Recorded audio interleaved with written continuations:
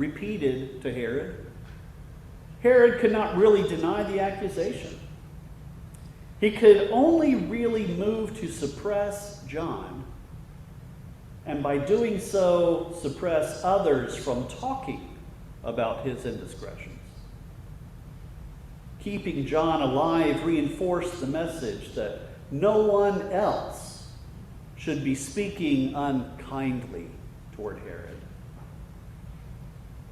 Herod's problem was being conflicted over John. He knew John was speaking true. He knew the people held John as a prophet.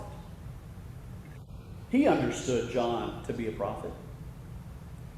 Herod himself held some allegiance to Judaism, even if he were a puppet king on behalf of Rome.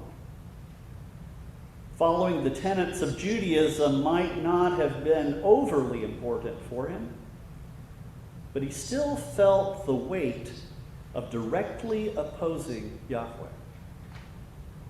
To that end, he would rather have kept John on a leash than to kill him outright. That's what he was doing until the more important people in his life, in the life of his court, found leverage to use against him concerning John. The voices of his pets became more important to him than John's had ever been. John then became collateral damage in the push and pull between allegiance to power and allegiance to God.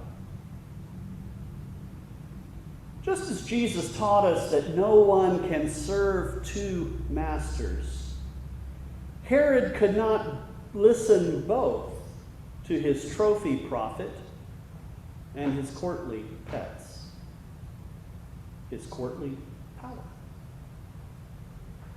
At some point, the two loyalties conflict with one another. Whether or not Herodias had wielded her daughter to request John's head on a platter, John's days had already been numbered since entering Herod's court. Many claiming to be prophets today are calling for Christian nationalism.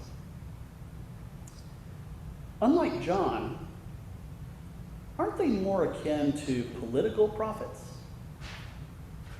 than prophets of God?